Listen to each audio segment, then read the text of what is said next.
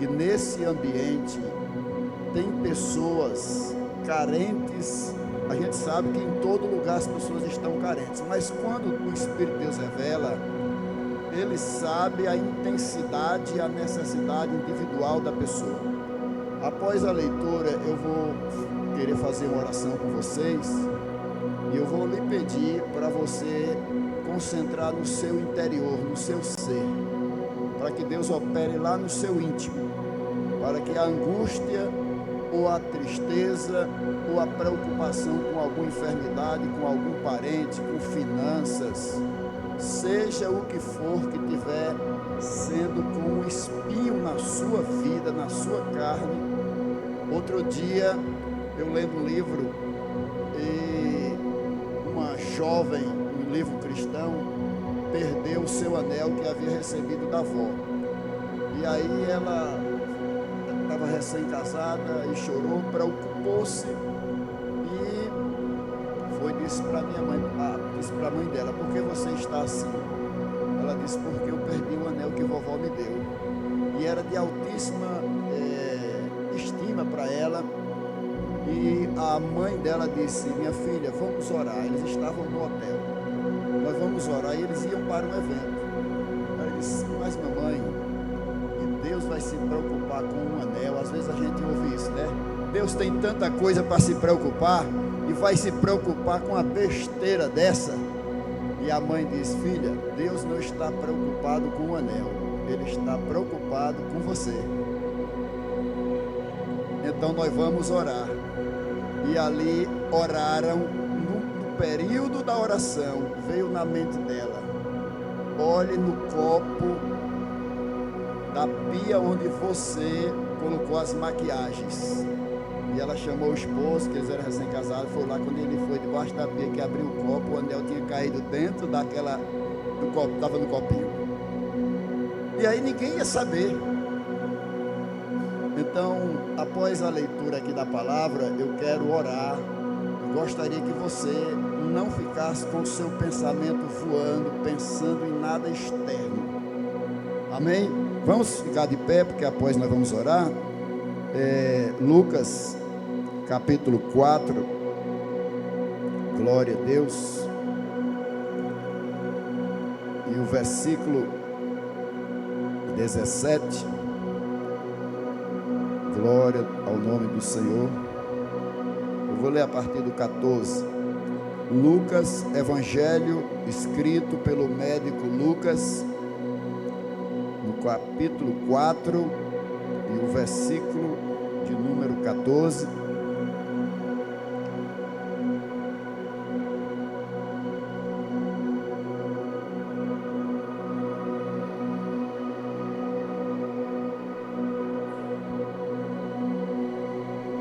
Quem encontrou aí pode dizer amém, diga amém. Então, pela virtude do Espírito, voltou Jesus para a Galiléia, e a sua fama correu por todas as terras em derredor. E ensinava nas suas sinagogas, e por todos era louvado. E chegando ele a Nazaré, onde fora criado, entrou num dia de sábado, segundo o seu costume, na sinagoga, e levantou-se para ler. E foi-lhe dado o livro do profeta Isaías. E quando abriu o livro, achou o lugar em que estava escrito: o Espírito do Senhor é sobre mim, pois que me ungiu para evangelizar os pobres, enviou-me a curar os quebrantados do coração, e a pregoar liberdade aos cativos, a dar vista aos cegos, e pôr em liberdade os oprimidos, e a anunciar o ano aceitável do Senhor. E fechando o livro, ou cerrando, e tornando a dá-lo ao ministro, assentou-se, e os olhos de todos na sinagoga estavam fitos nele. Então começou a dizer-lhes: hoje se cumpriu esta profecia em vossos olhos. Nós agora vamos fazer aquela oração que eu lhe falei. Pai querido, obrigado, Senhor, porque o Senhor nos chamou para estarmos na Tua presença. Obrigado pela honra, pelo privilégio de sermos povo teu. Obrigado, Senhor Deus, porque a tua palavra diz: não foste vós que escolhestes a mim, mas foi eu que escolhi a vós.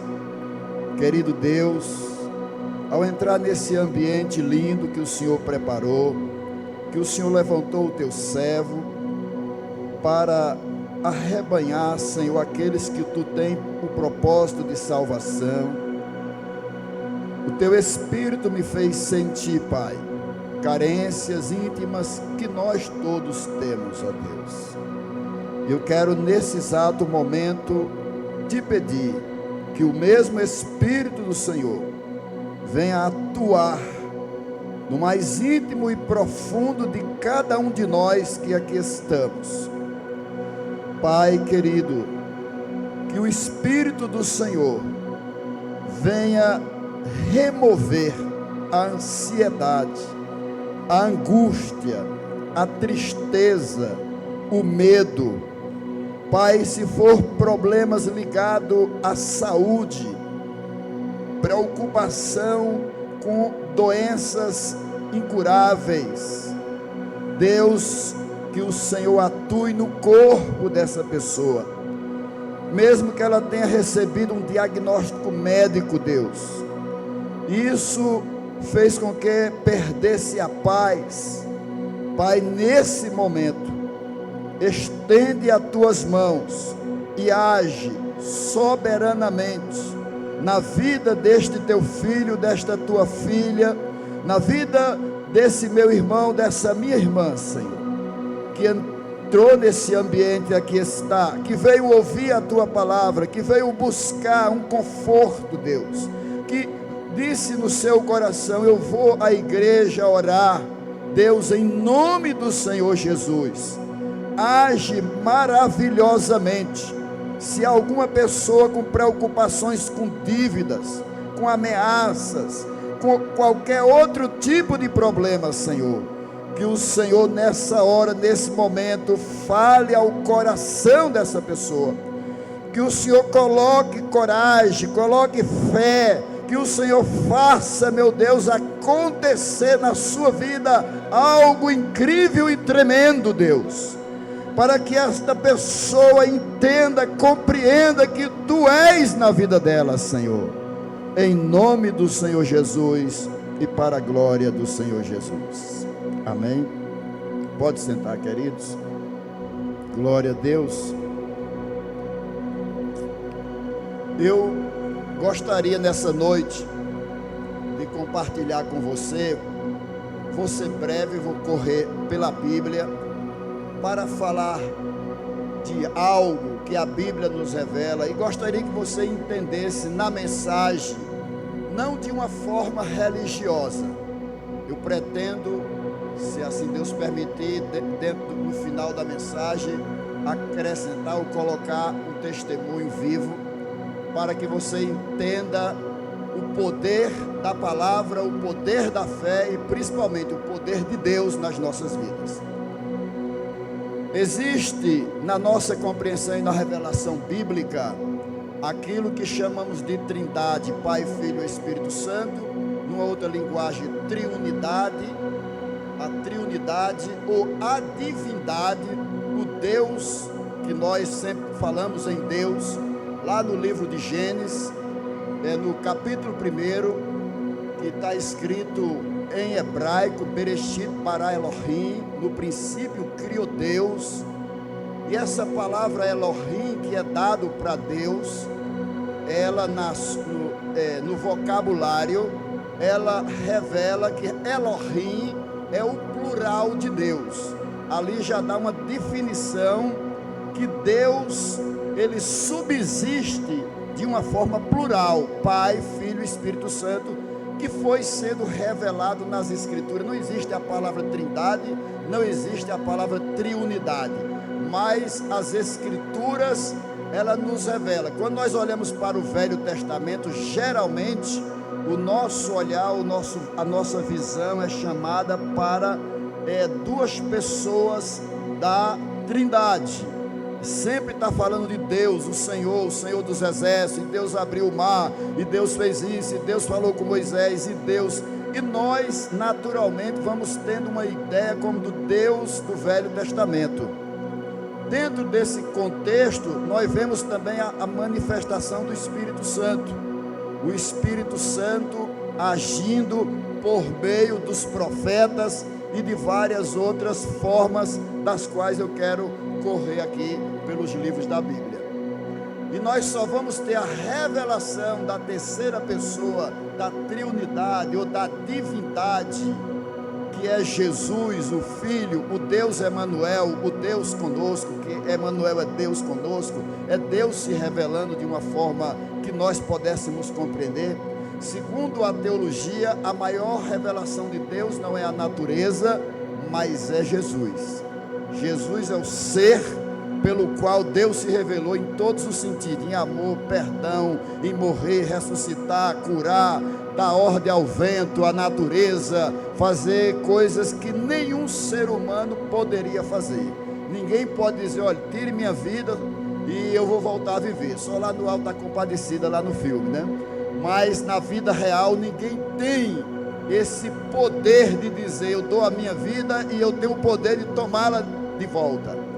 Mas voltando à proposta e à palavra que eu li para chegar até essa palavra, historicamente a igreja, ela, hoje não, nós vivemos um tempo de avivamento, nós vivemos um tempo onde o Espírito Santo tem sido mais invocado, entendido, desejado. Pessoas desejam ser cheias do Espírito Santo, há cultos de batismo com o Espírito Santo, há eventos, há vigília, pessoas quando nós temos com sede de Deus, e essa sede ela é preenchida quando Deus derrama o seu Espírito sobre nós. Mas na história da igreja e na teologia cristã, o próprio credo cristão, quando dizia, creio em Deus Pai Todo-Poderoso, Criador do céu e da terra, dava uma definição ali para Deus. Creio em Jesus Cristo, seu que nasceu da Virgem Maria, padeceu e assim ia. Esse credo, ele é usado na igreja católica, mas ele é também da igreja reformada, lá na reforma protestante. Mas quando chegava no Espírito Santo, só diz lá no credo apostólico, creio no Espírito Santo, e não fala nada do Espírito Santo. E o Espírito Santo, de certa forma, mesmo na reforma e no decorrer da reforma, eles se preocuparam mais em outros assuntos, e o Espírito Santo não foi o personagem que foi levado ao despertamento à igreja. Era mais a pregação, a salvação por meio da fé, as escrituras, só as escrituras e assim por diante. Mas o Espírito Santo não foi levado nesse nível de entendimento e compreensão como um ser real e presente na vida da igreja. Quando nós vamos olhar, agora eu quero que você olhe para a pregação, acompanhe o que eu vou compartilhar com você, para quando você olhar para a Bíblia e você entender na sua vida de fé, dentro de uma dimensão da realidade da vida, não da religião. Quando nós olhamos o que está escrito, que lá no capítulo 1 diz que no princípio, quando Deus criou os céus e a terra era sem forma e vazia, e o Espírito de Deus pairava sobre a face do abismo. Havia um abismo, não havia, a coisa estava no caos, havia um caos. E disse Deus, haja luz, e aí depois Deus disse que separasse as águas, uma parte para cima, outra para baixo. A parte de cima ele chamou de firmamento ou céus, de acordo com a tradução. A parte de baixo ele mandou ajuntar no lugar e aparecer a porção seca, e ali o ajuntamento das águas ele chamou de mares, as escrituras chamam de mares, e a parte seca de terra. Mas o que eu quero chamar a sua atenção é que todo esse feito de Deus foi com a ação do Espírito Santo. O Espírito Santo estava ali. Alguns escritores mais renomados diziam que o Espírito Santo estava como uma galinha chocando o cosmo. O Espírito Santo, por por isso o texto diz: o Espírito pairava sobre a face do abismo, e no tempo de Deus, no Kairos de Deus, ele entrou em ação por meio do Espírito Santo. Deus falava e o Espírito Santo criava. Deus falava e o Espírito Santo ia tornando realidade aquilo que Deus falava, porque Hebreus diz que Deus criou os mundos pela palavra da sua boca. Pois bem, queridos, e aí esse Espírito Santo que está na nossa Bíblia, no primeiro capítulo da Bíblia, ele vai aparecendo em todas as Escrituras. Quando nós chegamos, por exemplo, lá em Gênesis, que chega o momento que Deus está triste com o homem, ele diz: o meu espírito não contenderá mais com o homem, e Deus resolveu pôr fim à terra, ao ser humano que estava sobre a terra. O Espírito de Deus entristeceu-se de uma tal maneira que Deus diz: o meu espírito, capítulo 6 lá de Gênesis, o meu espírito não contenderá mais com o homem, porque ele é mau, ele é inclinado para o mal. E aí Deus resolve, porque havia o nível de pecado, entristeceu tanto o espírito que Deus resolveu eliminar aquela geração. Então nós vemos aí a presença do Espírito conservando e atuando na terra para manter a humanidade e os propósitos de Deus, que não era aquele momento. O propósito de Deus, havia uma promessa que ia vir o Cordeiro, alguém nascido da mulher, a semente da mulher. E Deus tem uma agenda. Eu tive um professor de história do cristianismo, que era um pastor presbiteriano, e uma vez alguém perguntou: pastor, e se a igreja trabalhar e evangelizar e fizer isso e aquilo, a gente não pode orar para Jesus abreviar os dias e ele voltar? Ele disse: não, irmãos, Deus tem uma agenda. Deus tem uma agenda, e Deus trabalha com essa agenda, e Deus não vai alterar nada da sua agenda, apenas o Espírito vai se mover e a agenda de Deus vai acontecer. Mas nós vamos vendo, dentro da primeira aliança, o Espírito Santo está ali presente, mas o Espírito Santo, eu vou compartilhar em alguns momentos. Na vida dos patriarcas estava a presença do Espírito Santo, na vida dos profetas estava o Espírito Santo. Moisés guiou o povo ali, e a Bíblia diz que à noite havia uma coluna de fogo, e durante o dia virava numa nuvem. Ali era a presença do Espírito Santo conduzindo Moisés e aquele povo. Mas chega um momento que Moisés morre, e quem assume é Josué, e Josué entra com o povo na terra, e a história diz que ali começa um período dos juízes. Começa ali, no período dos juízes nós vamos ter Gideão, Sansão e tantos outros. E a Bíblia destaca um homem que é Sansão, que era tão cheio do Espírito Santo, há momentos que o Espírito de Deus vinha sobre ele e ele era imbatível. A força dele não era os cabelos, o cabelo era apenas a aliança. A força dele era o Espírito de Deus.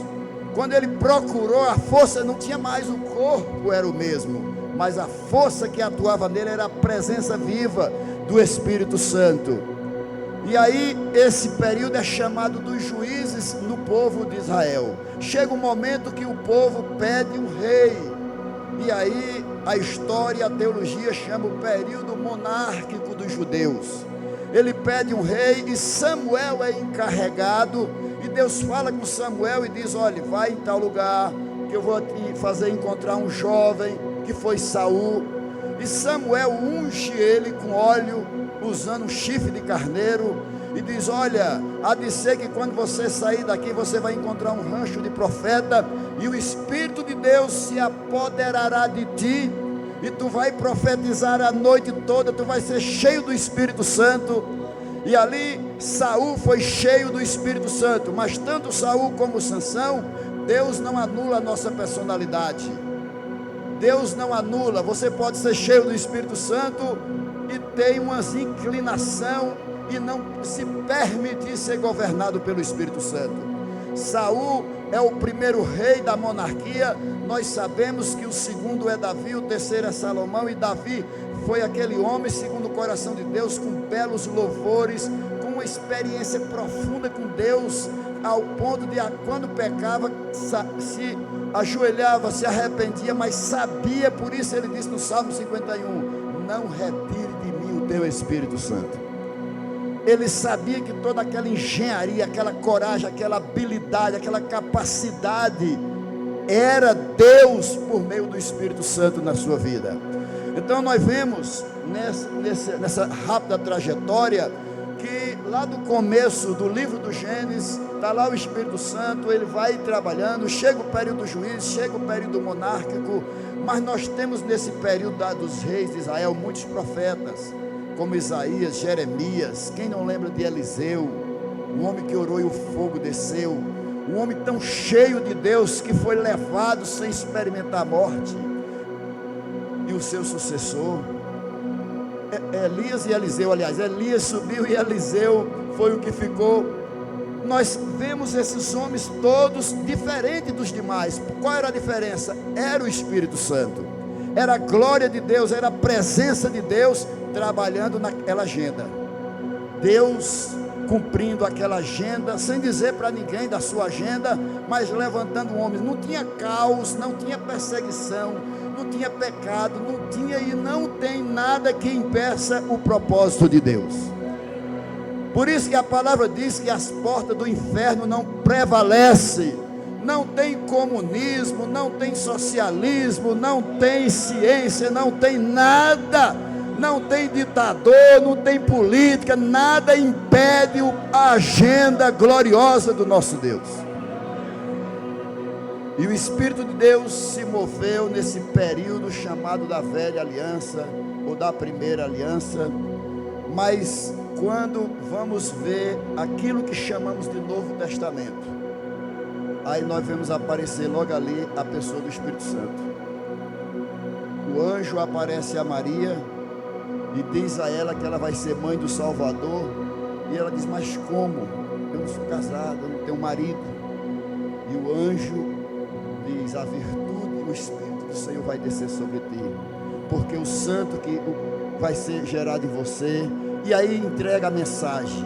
Então o Espírito Santo agora aparece literalmente na nova aliança, no Novo Testamento, nessa aliança que Jesus disse, ide por todo mundo e pregai essas boas novas.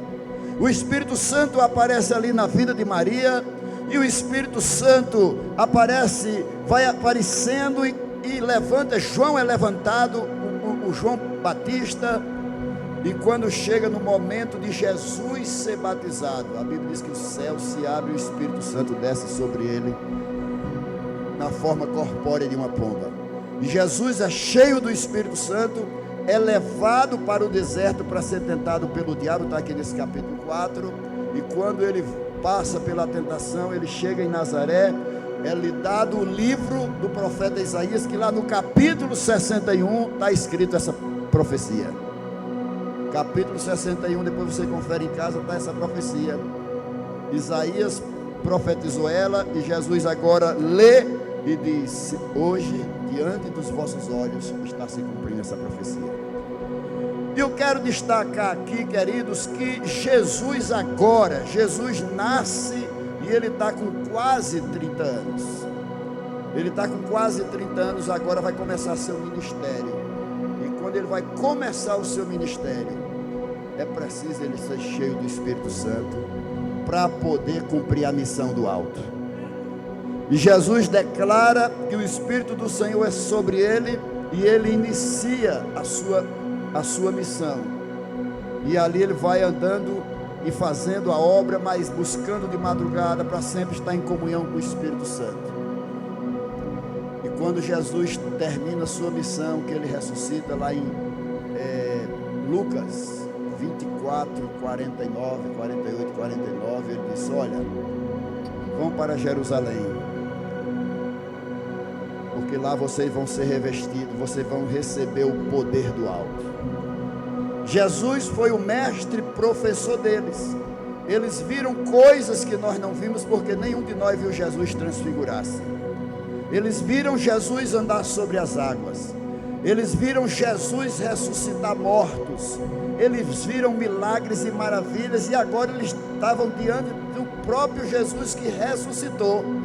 Mas toda aquela informação, apesar de magnífica, não os tornariam tão fortes para suportar a batalha, os desafios e cumprir com a missão sem estar cheio do Espírito Santo. E aí Jesus disse: olha, vão para Jerusalém para que vocês sejam cheios do Espírito. E quando eles estão lá em Jerusalém, agora já não é Velho Testamento, agora já não é os Evangelhos de Jesus, agora Jesus sai de cena fisicamente. Fica agora a igreja judaica. Ali só tinha judeu. Ali estava Maria, João e aqueles homens, porque a Bíblia diz que a salvação vem pelos judeus. E ali, quando eles estão numa festa já milenar, que comemorava todo ano, pessoas de toda parte do mundo ia naturalmente, como vem gente aqui para a paixão de Cristo. Aí Deus, e como Pentecostes é festa de colheitas, aí Deus cumpre mais uma profecia de Joel 2. E há de ser que nos últimos dias derramarei do meu Espírito sobre toda a carne. E há um momento que Pedro é interrogado e é perguntado, e Pedro diz: olha, essa promessa diz respeito a vós, a vossos filhos e a tantos quanto Deus chamar. Não existe distinção de país, de nacionalidade, de cor, de sexo, de nada. O Espírito de Deus está nessa nova aliança. Jesus nos possibilitou a salvação e o Espírito Santo para nos habilitar a militar a nossa fé. O Espírito Santo está sobre a igreja para nos tornar fortes, capazes, para nos levar mais adiante. Estará conosco até a consumação dos séculos, até o dia do arrebatamento, até o último dia da sua vida aqui na história. Então você, eu, nós não estamos só. Há um Espírito, e é o Espírito de Deus, é o Espírito que repousou sobre Jesus. Aquele Espírito que ele disse: o Espírito do Senhor é sobre mim. Ele está sobre você, ele está sobre a igreja, para torná-la essa igreja gloriosa, maravilhosa. E como hoje é culto de ceia, eu não quero tomar muito tempo. Eu teria, acho que a noite toda, se fosse compartilhar grandes testemunhos desses 40 e poucos anos que eu tenho servido a Deus. Mas eu quero relatar um que talvez o pastor já saiba. Nesse período da Covid, eu vivi uma experiência dolorosa e maravilhosa. A Covid ceifou a vida de muita gente. Inclusive eu tenho um colega na polícia, e ele perdeu o irmão pastor, perdeu 3 membros da família, que ele, membro da Assembleia de Deus, perdeu 3 pessoas da família na Covid. E essa pandemia instalou-se pelo mundo inteiro, algo nunca visto, nunca vivido, nunca experimentado. Espero em Deus que não aconteça mais, só arrebatamento agora. E a Covid veio e bateu na nossa casa e afetou o Tiago. E aí ele morava lá em Aldeia, onde eu estou morando agora, e minha filha ligou e disse: pai, eu venho buscar o Tiago, senão ele vai morrer aqui. Ele está numa situação complicada, e eu estava morando aqui em Caruaru, e fui buscar ele lá. Mas de lá eu disse: a situação dele, eu vou levá-lo para o hospital, porque ele não está mais conseguindo respirar normal não. E quando foi à noite, muita chuva lá na nossa chácara, muriçoca, porque não podia ligar o ventilador, que ele não aguentava vento em cima dele. E aí ele começou querendo morrer. E eu desesperado, orando, e amanheceu o dia, e num certo horário eu levei ele para, eu levei ele para o hospital. Quando eu chego no hospital, aí disseram: olha, aqui tem 5 pessoas esperando uma vaga no sistema de saúde, estão em estado terrível, e não tem como colocar o seu filho. E ele não queria, ele disse: pai, eu não quero ser entubado porque eu vou morrer. Mas quando a saturação estava lá, muito lá embaixo, e minha filha disse: leve, senão ele vai morrer e o senhor vai ficar aí culpado. E como não recepcionaram ele, eu botei ele no carro e nós viemos embora aqui para Caruaru. Eu disse: não, lá eu vou na UPA de Caruaru. Mas quando chegou aqui, eu coloquei lá no nosso apartamento e fui para a casa da sogra dele orar. Ele cada dia diminuindo a respiração. E aí a sogra dele estava entubada, que é a mãe de Thaisa, estava entubada. E tinha um pastor amigo meu, que nós andamos juntos muito tempo, muita amizade. E esse pastor estava também internado, não estava entubado, mas estava com aquele aparelho de respiração e oxigênio. E começou a definhar, e não achava lugar. E a esposa dele fez um grupo pedindo oração e me colocou no grupo. E aí eu pedi a chave à irmã de Thaisa para ir orar aqui em Caruaru, lá na casa da mãe dela. E lá eu me tranquei e orei um dia inteiro e nada. Voltei para casa à noite, jantei, dormi, meio preocupado, e Tiago piorando. Orei mais um dia, ia lá para casa, orava, tinha hora que não tinha mais o que falar, mas quando eu me lembrava da situação, principalmente dele que é filho, Senhor, eu não vou perder meu filho para a doença não, eu creio em Ti, sei que Tu és real, e Tu não me deu filho para dar e tirar e para me machucar, e eu não aceito. E ali eu orando, e quando foi no terceiro dia, eu já não sabia mais o que orar, pastor. E orando, quando deu 1 hora da tarde, eu esgotei de orar, eu me entreguei, nem eu recebi a resposta de Deus, nem nada. E aí eu me levantei, mas dentro de mim, eu não queria me entregar, mas não tinha mais jeito, eu não podia obrigar Deus, eu não tinha mais palavra, Deus não dizia nada, não fazia sentir nada, não me despertava para nada, e simplesmente esvaziou. 2 dias e meio de oração, e aí eu cheguei em casa, sem saber o que fazer. E aí uma delegada me liga e disse: Cícero, perguntou por ele. E aí quando eu falei, ele disse: olha, ele está ali no quarto. Aí ela disse: por amor de Deus, bote ele nas costas, bote no táxi, se você não tiver um carro aí, e leve ele agora para o hospital, brigue lá dentro, obrigue a receber, mas não deixe seu filho aí. Eu trabalhei com ela um tempo, e eu disse: tá bom, doutora. Ela disse: olha, já tentei contactar com o meu médico, ver se faz uma conferência aí e tal, porque meu marido estava assim feito ele, não queria ir. Eu gastei mais de 30 mil, porque eu não podia entrar, ele entubado no português, e ela falou tanta coisa e bombardeou minha cabeça. Quando ela termina de ligar, de falar comigo, aí minha filha liga lá de Recife, e aí fez a mesma pergunta e deu uma pressão maior. Quando ela deu a pressão pesada, aí Deus me tomou com a paz e só falou no meu coração: vá orar por ele. E aí eu disse: minha filha, olha, eu vou desligar o telefone, daqui a pouco eu ligo para você. O telefone. E aí fui para o quarto, ele estava meio mole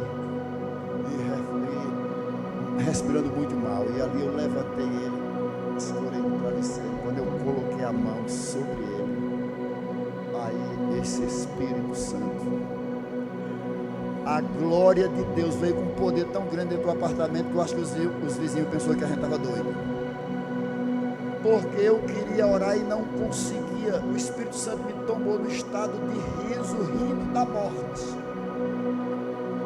Deus, através de mim, ria da morte, e eu vi a morte como nada, mas no meu pensamento eu dizia: Jesus, deixa eu orar. E aí Jesus em mim ria de mim, da minha meninice, como dizendo: eu estou fazendo a obra do meu jeito e tu quer do teu jeito. E aí eu rindo, meio envergonhado, porque eu fiquei meio assim. E ali Thaisa falava em língua, Tiago começou a falar em língua, minha esposa começou a falar em língua, e no final eu só sei que Deus me deu um comando dizendo que saia do corpo dele, que saia todo o mal, e que não deixe nenhuma sequela dessa enfermidade, em nome de Jesus. E o Tiago pulou da cama, foi tomar banho, e Deus foi restaurando ele, e aí está. Mas quando foi no outro, aí pronto, olha, entrou uma paz no apartamento, nós entramos num nível de paz, Ele estava abatido, estava ficando com a pele escura, com meio enxilhado, estava ficando horrível. Ele não mudou fisicamente, automaticamente, mas como a gente sabe que Deus fez a obra, agora o resto é só restauração. Mas de manhã eu me levantei e fui orar agora pela mãe da Thaisa e pelo pastor. Só que durante a noite a esposa do pastor me ligou e disse: pastor, eu fechei o grupo, conversei com meu esposo através da enfermeira, ele pediu para não orar mais, porque ele não aguenta, e ele disse que já se entregou para Jesus e ele quer morrer, ele não quer mais viver. O senhor não ore mais, obrigado, nós fechamos o grupo. Eu fiquei triste, mas tinha que aceitar. E eu disse: então vou só orar pela mãe de Thaisa, que estava entubada no Mestre Vitalino. E quando eu cheguei lá na casa que ela morava, abri a porta e eu comecei a orar, aí Deus falou comigo. Aí eu já estava em outro nível, por causa da experiência. Aí Deus disse: ligue para a Valéria, que é a esposa do pastor, diga que eu vou restaurar ele, porque eu coloquei um rebanho na mão dele e ele não vai agora. Ligue. Aí quando Deus me deu esse comando, aí eu pensei na mãe de Thaisa, eu disse: e dona Noêmia? Aí Jesus disse: eu vou guardar. Aí me deu aquela tristeza, e aí eu não orei mais, eu só fiz ligar para a esposa do pastor, disse isso, falei do que Deus tinha feito, e ela reativou. O pastor voltou para casa, só o couro e o osso não se segurava, teve que botar fisioterapeuta para trabalhar a saúde dele, mas está ele lá pastoreando. Só que quando eu cheguei, eu vi Thaisa jejuando e de joelho orando, e eu agora sabendo, eu disse: meu Deus, o que é que eu faço? Se eu disser a ela, eu não posso dizer, até porque ela orando e jejuando vai ser fortalecida por Deus. Acho que quando foi no outro dia, aí Deus guardou a irmã Noêmia. Então, queridos, isso não é uma mensagem de tristeza, é para que a gente compreenda que nós não estamos só. A palavra revela que o Espírito Santo é real. O Espírito Santo é real, o Espírito Santo é Deus. Está lá nas cartas de Paulo, o Espírito é Deus, Deus em nós, Deus atuando em nós, operando em nós. Então, diante de qualquer desafio, problema, dificuldade, escolha, decisão, você quer ir para os Estados Unidos, para a Europa, quer mudar um negócio, você quer separar-se, não está aguentando, ou alguém está ameaçando você, ou é um problema de enfermidade, guarde essa palavra no seu coração. Se curve diante de Deus, insista com Deus em oração, porque Ele vai te dar vitória, em nome de Jesus. Deus abençoe a todos.